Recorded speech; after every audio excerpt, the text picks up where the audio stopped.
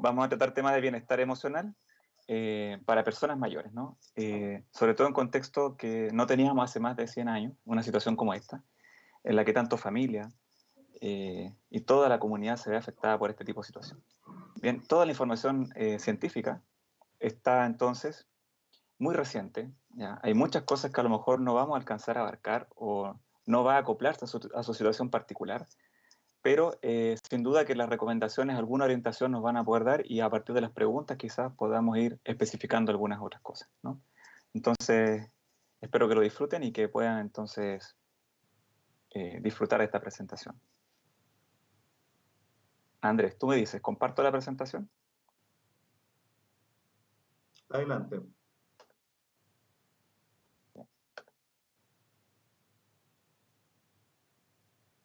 Bien, entonces, en estos momentos voy a dar inicio entonces a la presentación.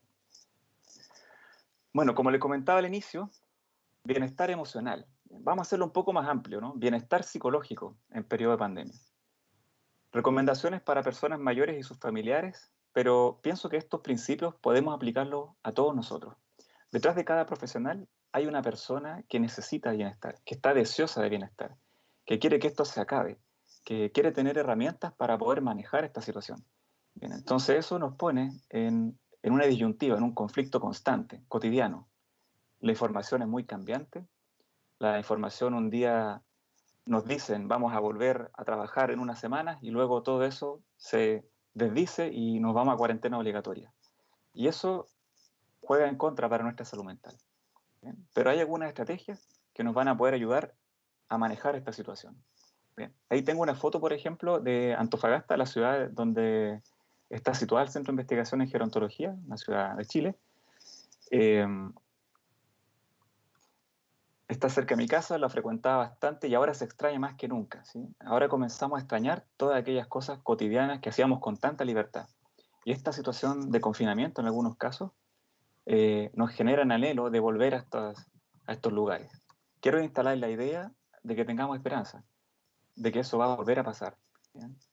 Cultivar el optimismo es una de las recomendaciones y que tiene que ver con harto esfuerzo voluntario. ¿Bien? A pesar de que parezca difícil, voy a argumentar esto que estoy aquí entonces postulando.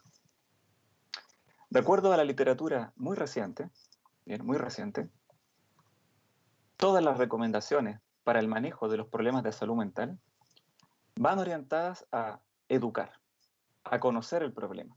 ¿Bien? Este problema tiene una cualidad de que es desconocido, de que es impredecible. Bien, entonces tenemos que conocer lo que nos provoca esta situación. Bien, por lo tanto, la educación respecto de los efectos psicológicos comunes a situaciones de pandemia previas. ¿Sí? Está el ejemplo del SARS y de otras pandemias antiguas.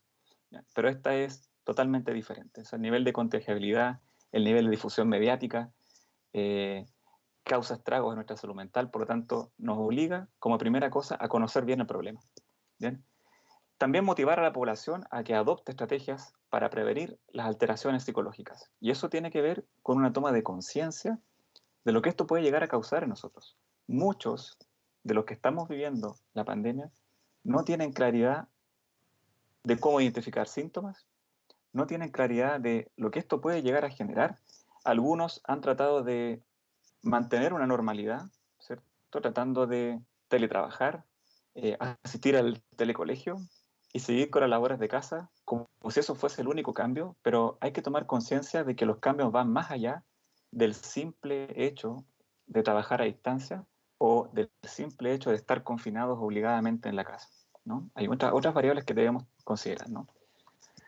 Entonces, enseñar estrategias es una de las cosas que se promueve desde el punto de vista de beneficiar la salud mental y eso es lo que vamos a hacer hoy día y en una serie de 17 charlas más que el Centro de Investigación va a brindar todos los jueves a esta misma hora.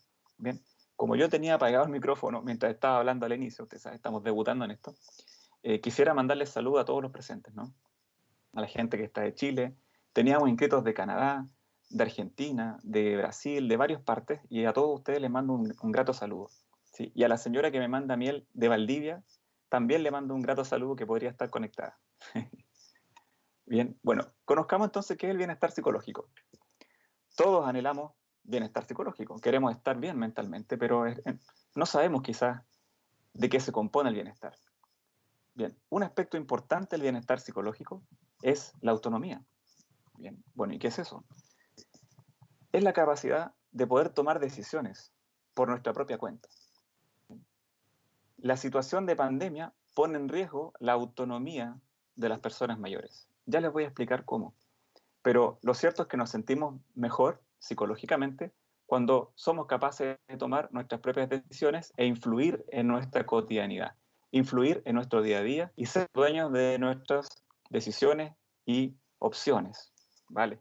Otra cosa importante es, claro, sentir que domino el entorno, sentir que las cosas que me rodean yo las puedo controlar, las puedo regular, puedo manipular la cocina, puedo tomar la locomoción colectiva, puedo trasladarme si yo quiero y volver cuando estime conveniente, ¿ya? Entonces me siento dueño de los desafíos que el entorno me propone.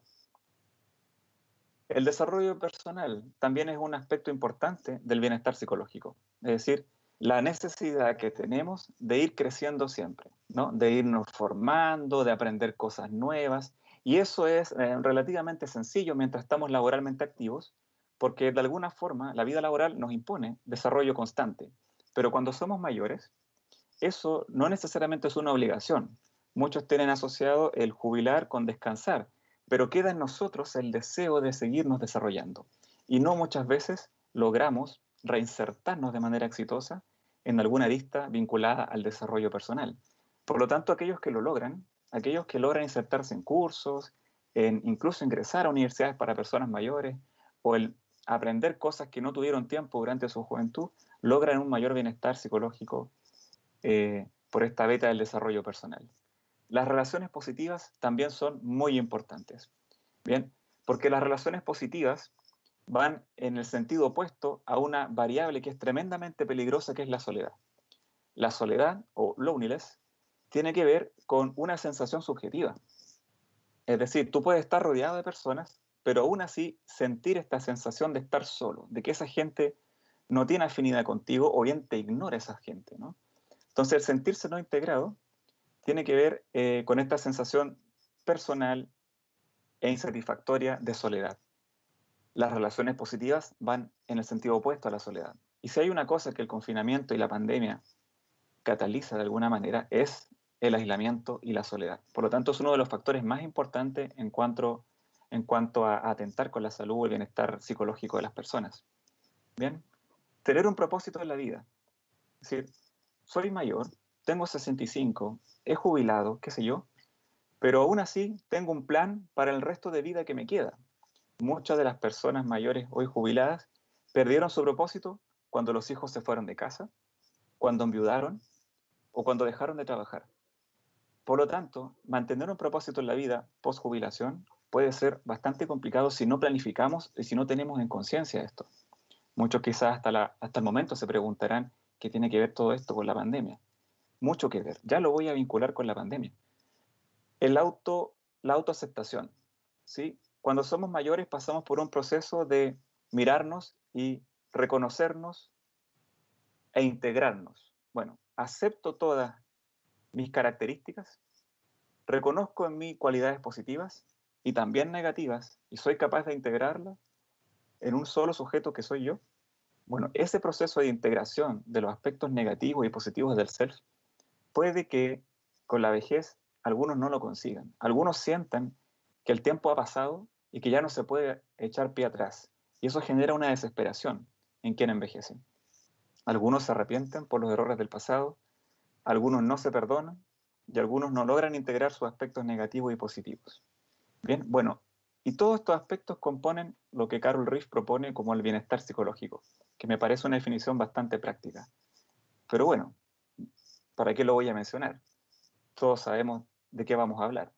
Y el COVID, la pandemia, el coronavirus, trae estos elementos a la psicología de las personas. Por un lado, trae incertidumbre, ¿sí?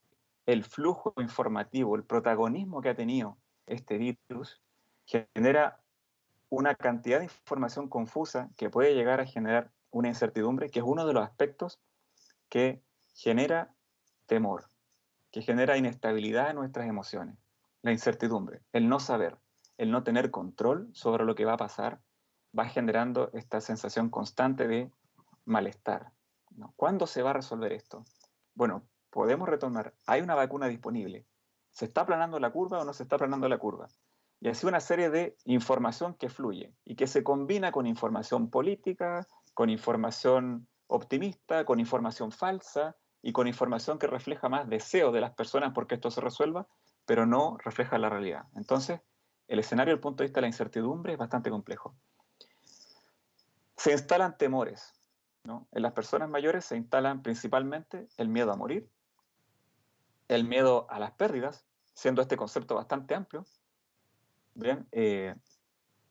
Pérdidas de familiares, trabajos, eh, estabilidades que uno tenía, ¿no? Fondos, recursos, accesibilidad a atención, la junta de vecinos. Hay una serie de cosas que se van perdiendo y en algunos casos son pérdidas irrecuperables, ¿no? El temor a contagiarse y la culpa por la eventual posibilidad de contagiar a un ser querido. También eso viene de la mano del punto de vista psicológico con la presencia del coronavirus. También a nivel más sociológico aparece este elemento que tiene que ver con el incremento del viejismo, y aquí tenemos que estar muy atentos, porque los medios de comunicación han difundido la información de que las personas mayores son las más vulnerables. Y en estricto rigor, sí. En China, el grueso de personas que ha fallecido son personas mayores, porque tienen una serie de condiciones, ¿no? Comorbilidades, uso excesivo de medicamentos, un montón de factores que inciden en que eso sea más posible. Sin embargo, no significa que sean personas débiles, ¿bien? Porque hay un montón de personas mayores que también han sobrevivido a la infección del virus, ¿no? Entonces, el incremento del viejismo tiene que ver con el prejuicio que se genera en contra de las personas mayores, ¿no? Entonces, ¿qué genera este prejuicio? De que las personas mayores son sujetos de hiperprotección, genera paternalismo, genera asistencialismo excesivo, y entonces vamos restringiendo la autonomía. ¿Bien? Las personas más jóvenes, como bien señala Ayalon, comienza una tensión intergeneracional. Las personas más jóvenes comienzan a tomar decisiones por la persona mayor, porque aflora una sensación de paternalismo, de hiperprotección. Y esa restricción de la autonomía que sufre la persona mayor puede caer mal en su bienestar psicológico. ¿Bien? También existe una brecha digital. Con esto del confinamiento y del coronavirus, todo se ha vuelto digital. Permiso para salir, digital. Compras online, comunicación vía mass media o redes sociales. Entonces, eso comienza a generar una brecha digital en donde las personas más jóvenes comienzan a tomar el liderazgo y a imponer ciertas prácticas que restringen entonces el dominio del entorno de las personas mayores y atentamos de esa forma contra el bienestar psicológico de estos.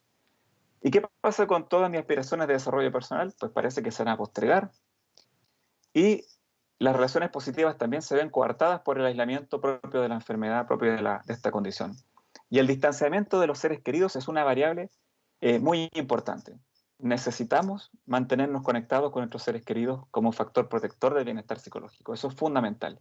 Pero las personas mayores que viven solas y que dominan poca tecnología o están poco familiarizados con estos medios, sufren en ese aspecto de manera importante. El propósito vital que tenía instalado hasta el momento, si es que lo tenía, se ve rápidamente cambiado de forma forzada por la situación. Y me queda poco tiempo a lo mejor para autoaceptarme. Tengo otras prioridades ahora. No puedo ocuparme de mí. Estoy pendiente de la situación externa. Y por supuesto, otra situación es la cuarentena provocada por la pandemia, ¿no? La situación de pandemia en sí, la situación de cuarentena, perdón, genera y se asocia a todos estos problemas que están ahí señalados en negro. Depresión, aumento de la ansiedad, temor, estrés postraumático, estigmatización, porque si alguien se contagia, ¿no? Viene todo un proceso de estigmatización sobre esa persona. Se le rechaza, se le cuestiona, se la aísla, ¿bien? Y ejemplos nos sobran, ¿no? Tenemos ejemplos en donde países donde se saturó el sistema público de atención, se seleccionaba a quién se podía atender y las personas mayores eran, digamos, segregadas por ser mayores y se le da preferencia a las personas jóvenes, ¿no? Aumenta la violencia. Tomemos conciencia de lo siguiente.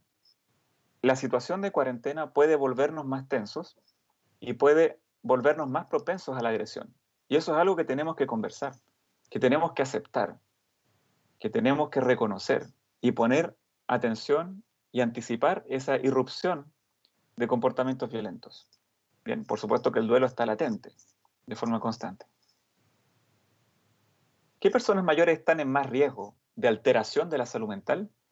Según lo reportado por algunos estudios muy recientes de lo que ocurrió en China, personas del sexo femenino, de bajo nivel educativo, que estén divorciadas, que viven solas, que presentan problemas de sueño o antecedentes de problemas de salud mental. También la presencia de fragilidad constituye otro cofactor que aumenta el riesgo para deterioro de salud mental. La fragilidad la entendemos como un estado de vulnerabilidad que frente a un estresor importante puede generar dependencia en la persona mayor, y es un concepto multidimensional que abarca aspectos físicos. La persona que tiene debilidad física, múltiples enfermedades crónicas, cansancio, deterioro cognitivo, disminución de la visión, hipoacusia, todos esos factores combinados generan fragilidad, es decir, una disposición, una predisposición a padecer dependencia frente a un estresor. Y este es un estresor importante. Fíjense, algunos estudios interesantes. Contar con información precisa de salud y situación local del brote y conocer las medidas de precaución, esos tres elementos se asociaron con menor impacto psicológico y niveles más bajos de estrés y menos síntomas depresivos en la población china. Digo la población china porque fue donde nació el brote y la mayoría de estudios provienen de ahí, en donde ya tienen un nivel de manejo mayor, ¿cierto? Entonces, contar con la información precisa, no con informaciones falsas, no con sobreinformación, ¿bien? Conocer mi región local, cómo va mi situación en mi localidad y saber cómo debo cuidarme. Esos tres elementos que nos dan control, control de la situación. Y si tenemos control, estamos mejor del punto de vista emocional. Bueno, se reportan algunos problemas que se han repetido, que deterioran la salud mental, y algunas soluciones también se proponen en vista de estos problemas.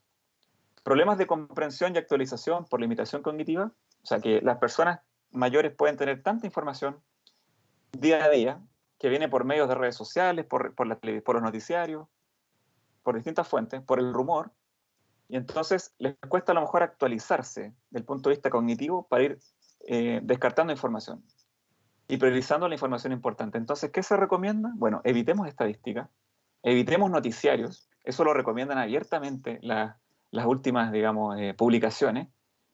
No revisar noticiarios. O sea, en un noticiario tú tienes rating, tú tienes audiencia, por lo tanto la catastrofización y la propagación del temor genera la atención de todos los televidentes y aumenta el rating y así se mantiene vivo el canal.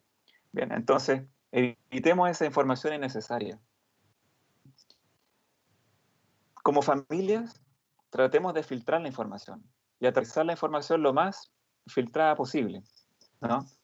El lenguaje es simple. ¿Cuáles son las 4 medidas fundamentales? Distanciamiento social, higiene de manos, higiene respiratoria, tiene que ver con saber cómo toser, cómo cubrirse con un pañito, o cómo colocar el brazo cruzado, y el uso de la mascarilla correcta. Eso es todo lo que necesitamos saber. Todo esto de las curvas planas, del hiperascenso de la curva, de todo eso, de la sobreutilización del sistema sanitario, toda esa información genera más temor en la gente, porque es información sobre peligros potenciales que no podemos controlar.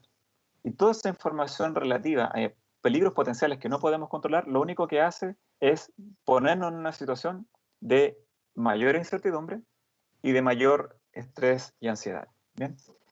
El problema de la conectividad también es un gran problema, ¿no? También es un gran problema. Por lo tanto, la familia, estoy tratando de abarcar a la mayor cantidad de personas mayores, porque también sé que hay personas mayores que tienen escaso contacto familiar. Pero la sugerencia general es que el vecino, que la red de asistencia pública, que los familiares puedan entonces favorecer los traslados, que puedan trasladar a las personas mayores, que puedan ellos llevar alimentos y cubrir necesidades básicas hasta las casas de estas personas. Y esto es una tarea para el sistema público, favorecer la atención de cualquier forma remota, telefónica o vía telemedicina online. ¿Sí? Fíjense que hemos estado pilotando un sistema de atención telefónica y que ha resultado bastante bueno. La gente lo recibe muy bien. ¿Ya? Reciben con buenos ojos que se les llame para preguntarles cómo están. Bien, entonces ahí tenemos los profesionales que apurarnos con eso, porque necesitan atención. Bien. Para el problema de la poca familiarización con medios tecnológicos, lo recomendable es utilizar medios tecnológicos que domine la persona mayor, ya sea el teléfono, o bien dedicar tiempo a aprender a utilizar medios tecnológicos. ¿Sí? Hay distintas plataformas que son bastante sencillas de utilizar y que en la medida de las posibilidades cognitivas de la persona mayor con la que convivan, pues dediquen tiempo a que aprendan. Bien. Frente a la soledad y aislamiento, la teleasistencia ha sido una herramienta fundamental, o la atención telefónica, o las visitas con medida de precaución. La soledad y el aislamiento se transforman entonces en el principal problema para la salud mental. Frente a la saturación de información, reducir el tiempo de pantalla, evitar noticiarios y noticias falsas que circulan por el Facebook, por el WhatsApp, por todo eso, evitarlas totalmente. Filtrar la información y entonces, esto es muy importante, otorgar tiempo y espacio para resolver dudas. ¿Sí? Dediquémonos a conversar sobre el problema, sobre esta situación que estamos viviendo. Paremos un poco. ¿Sí? Preguntemos cómo estamos, qué es lo que supimos, y así entonces vamos desmitificando información falsa que genera ansiedad. Y el enfoque es escuchar, preguntar, detectar problemas, planificar e intervenir. ¿Sí? Es un enfoque orientado a la detección y planificación de soluciones. Y para eso tenemos que dar el paso de animarnos a preguntar cómo está nuestra persona mayor con la que convivimos. Las personas mayores también pueden preguntar a los suyos, porque no debemos fragilizar a las personas mayores, porque estaríamos incurriendo en conductas paternalistas. Las personas mayores también pueden preguntarle a sus seres queridos, a sus nietos, a sus hijos, cómo están, cómo van viviendo la situación. Bien. Fíjense que uno de los reportes que se realizó también en Taiwán, en este caso, demostró que recibir información de Internet se asoció negativamente con el bienestar psicológico de las personas, pero por el contrario, cuando la información venía del personal médico, del personal sanitario, el bienestar psicológico era mayor. ¿Sí? Por lo tanto, evitar información de Internet por todos los puntos de vista, en exceso. Utilicemos el Internet para otra cosa. Utilicemos el Internet para comunicarnos con nuestros seres queridos, para ver películas, para buscar entretenimiento. Nada sacamos con llenarnos de información que no podemos influir en ella. No podemos influir en todo ese flujo informativo, pero sí podemos ver una buena película, leer un buen libro, escuchar música, hacerle algunos juegos, ver algunos memes y reírnos un rato. ¿Bien? Esto es importante. El problema del paternalismo, la sobreprotección y la tensión generacional. Los autores nos dicen, nos arrojan una frase: las personas mayores pueden volverse frágiles con la edad, pero definitivamente no son débiles. ¿Bien? Las personas mayores tienen más experiencia que las personas jóvenes. Han sobrellevado un montón de problemas por su cuenta. En gran parte eres lo que eres, producto de la crianza que te brindaron, ¿cierto? Y sobrellevaron contigo recursos insuficientes, dificultades, contextualidades históricas importantes, incluso más complicadas que las actuales, en donde no había comunicación. Entonces, las recomendaciones son integrar a las personas mayores en la toma de decisiones, valorar su rol en la crisis. ¿Cuál es el rol en la crisis de las personas mayores? Bueno, su experiencia y sus capacidades. Por ejemplo, cocinar con pocos recursos, la cantidad de anécdotas y experiencias que tienen. Hay ciertas habilidades que dominan que nosotros no dominamos. Por ejemplo, arreglar cosas en casa, cocinar con pocos recursos, contar historias, juegos e instancias de diversión sin pantalla, sin tecnología. Ahí tienen también un montón de información. Estoy hablando del general, ¿no? También hay historias, ¿no? Donde quizás no han sido vidas muy gratas y han sufrido más que tenido experiencias gratas, pero las recomendaciones van por ese lado. Esa persona mayor que está con nosotros, que está distante o que está en nuestra casa, tiene un rol importante en la crisis. Por lo tanto, no podemos aislarlo y tomar decisiones por ellos. Tenemos que integrarlos en la toma de decisiones. ¿Ok? Hay una necesidad de vigencia de las personas mayores. Cuando todos seamos mayores, vamos a tener esa necesidad de mantenernos vigentes y de contar y transferir nuestra experiencia. Esta quizás sea una oportunidad que nosotros podamos darles a estas personas mayores de transferirnos toda su experiencia y sabiduría. Bien, fíjense el ejemplo de Italia, donde las personas mayores que eran médicos y enfermeros retirados fueron llamados a participar entonces de la atención médica frente a la crisis y basado en un sentido cívico importante, muchos decidieron ir de voluntario nuevamente reinsertarse a pesar de los riesgos, lo que da cuenta de su sentido cívico, ¿no? Lo que da cuenta de que están dispuestos y que tienen un rol importante. Por ahí otro artículo mencionaba que, bueno, mientras estás teletrabajando, en el caso de que vivas con la persona mayor o en el caso de que tu trabajo te fuerce a ir y desplazarte, ¿con quién dejas a tus hijos? Generalmente recurres a las personas mayores. Y las personas mayores, los abuelos de esos nietos, son felices viendo a sus nietos, la mayoría de las veces, ¿no? Hay excepciones. Bien, son felices aportando en su crianza, ¿ya? Son felices apoyando a sus hijos que tienen que trasladarse al trabajo. Por lo tanto, también tienen un rol. Esa es la consigna. Bien, esa es la consigna. También estos médicos saben a lo que van. Estas personas mayores no son ingenuas. Saben que arriesgan su vida si retornan y se exponen. Pero eso también da cuenta de su sentido propio de integración, lo conformes que están con su vida y que están dispuestos a morir por cuidarnos, ¿sí? Porque básicamente eso fue lo que hicieron. Ojo con esto, que se ha reportado igualmente un subreporte de síntomas, ¿sí? Hay pocos reportes de síntomas psiquiátricos, es decir, en un subreporte, y en gran parte, en gran medida es porque no logran identificar los síntomas. Bien, aquí viene una lista entonces de los típicos síntomas depresivos: la tristeza, la angustia, la sensación de vacío, la pérdida de la esperanza, la pérdida del placer o el interés, el aumento o pérdida de peso, el insomnio, la fatiga, la falta de energía, la culpa y la sensación de inutilidad, el sentirse inútil, también es parte de la depresión, los problemas de memoria y las ideas suicidas, y también las conductas suicidas, ¿no? La pérdida de la capacidad para establecer planes o para establecer un propósito vital es un indicador de riesgo suicida. O el sabotear el tratamiento, el no tomarse los medicamentos, el esconder los medicamentos, el botarlos, el no asistir a las recomendaciones o no seguir las recomendaciones, el perder las horas médicas, también son signos considerados como de comportamiento autolítico. Pero también en las personas mayores se expresa de otra manera la depresión, se expresa más bien en malestares físicos, se expresa más bien de manera somática. Por lo tanto, el dolor físico difuso, la expresión de tristeza no es lo más importante. Las personas mayores no andan expresando tristeza como lo hacen las personas más jóvenes, sino más bien se retraen, les duele el cuerpo, están irritables y tienen dificultades para reconocer los síntomas. Lo que podemos hacer ante esto es preguntar, cotidianamente, preguntar, ¿cómo te sientes? Si notamos que está más irritable, pensar que podría ser un sinónimo de angustia.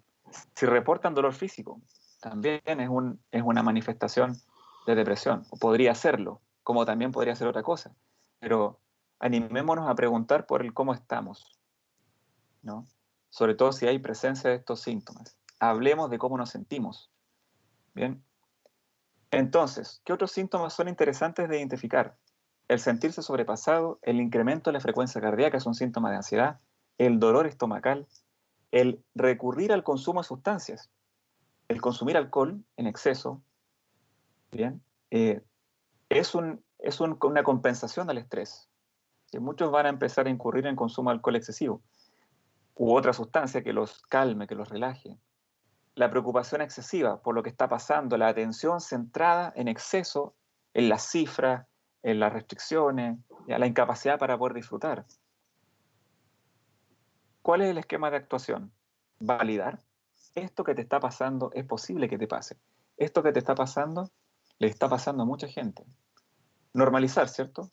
Es normal que te sientas así en esta circunstancia que estamos viviendo. Es normal que sientas pena, que sientas miedo. Es normal y esperado que te duela el estómago. Bueno, entonces una vez que validamos y normalizamos los síntomas, contenemos. Cuéntame, ¿qué más te sucede? Y la persona entonces va a contarnos, nosotros vamos a escuchar atentamente, simplemente vamos a escuchar, no vamos a caer en la desesperación de querer solucionar el problema, simplemente vamos a escuchar y con eso estamos brindando apoyo emocional. Bien, el hablar el problema, el contárselo a otro, genera alivio.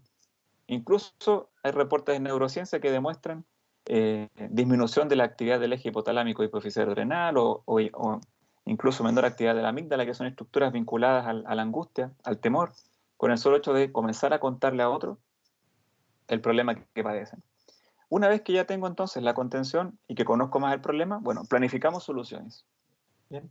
Y una vez que tenemos una planificación conjunta, o sea, yo no planifico, planificamos en conjunto, ¿qué se te ocurre? ¿Qué podríamos hacer? A ver cómo podemos arreglar este problema, ejecutamos la solución y verificamos si funciona. Y si no funciona, planificamos de nuevo. ¿Bien? Es decir, afrontamos de manera activa, centrado en la solución. Porque tenemos otros afrontamientos que son negativos. Podemos afrontar esto con catastrofización, que es el peor de los afrontamientos. Agrandar el problema. Esto es terrible, esto se va a salir de las manos, no hay solución, voy a hacerlo igual, voy a salir igual nomás a comprar. ¿Ya? Pensemos, planifiquemos, bajemos esto al nivel de intensidad real. ¿Bien? Piensa positivo, fíjense que es una de las recomendaciones. Y uno dirá, bueno, ¿cómo? Esto parece un chiste. No lo es. ¿Qué significa pensar positivo? Enfócate en lo que puedes controlar. ¿Qué es lo que está al alcance tuyo y que es de tu responsabilidad y que tú puedes modificar mediante una planificación y una solución? Enfócate en eso, porque en todo lo demás, nada que hacer. No está en tus manos. Usa la tecnología para divertirte, no para llenarte de información nociva. De eso ya lo hemos hablado. Sin abusar, hay que dormir, porque hay gente que se queda hasta muy tarde en redes sociales, me incluyo a veces, me ha costado muy tarde estos días, yo pienso que a ustedes también le ha pasado, ¿ya? Eh, un uso mesurado de la tecnología para comunicarse, para divertirse, sobre todo para comunicarse, que es lo que más impacto positivo genera, ¿no? Dormir 7,5 horas en promedio, siestas con una duración inferior a la hora y media, son saludables, ¿bien? Son saludables. Recuerda también que hay gente que está trabajando en la solución, ¿sí? Que hay un montón de gente que está trabajando en el problema, científicos, autoridades, en fin, que está ya haciéndose cargo de un montón de factores incontrolables que te preocupan. Realiza una agenda, planifica. ¿Qué vamos a hacer? A ver, tenemos este tiempo que estamos aquí confinados en la casa, bueno, ¿qué vamos a hacer cotidianamente? Vamos a tomar desayuno, vamos a pensar en las compras, vamos a llamar a tal persona, de las 3 hasta las 5 vamos a comunicarnos. Voy a llamar a mi hija, voy a llamar a mi hijo, voy a llamar a mi amiga, en fin. Planifica una agenda de actividades gratificantes. Y una vez que lo planificaste, comprométete con esa planificación. Realízala. ¿Bien? Anticipen los potenciales problemas. Bien, ya voy terminando. Anticipen los potenciales problemas. ¿Sí? Uno de los potenciales problemas, por ejemplo, podría ser el tema de el disponer de los recursos básicos. Siéntense a conversar cómo vamos a garantizar. Busquen las opciones disponibles. Mucha gente está trasladando alimentos en vehículos. Hay compras online, hay compras telefónicas. ¿Ya? Busquen datos útiles, utilicen las redes y los contactos para buscar opciones útiles de satisfacer estos recursos básicos. ¿Bien? Jueguen. Jueguen. El juego es fundamental para mantener el estado anímico. ¿Sí? Hay cosas muy divertidas que las personas mayores conocen como juegos. Los juegos de mesa, volvamos a este tipo de instancias. También se recomienda directamente que el juego es un aspecto fundamental. ¿Qué otras cosas? Ejercicio físico regular, dieta balanceada. Afortunadamente vamos a tener un par de charlas sobre esto más adelante, los próximos jueves. Relajación y meditación. Fíjense que también la guía clínica esta recomienda la oración. Si usted es creyente, ore.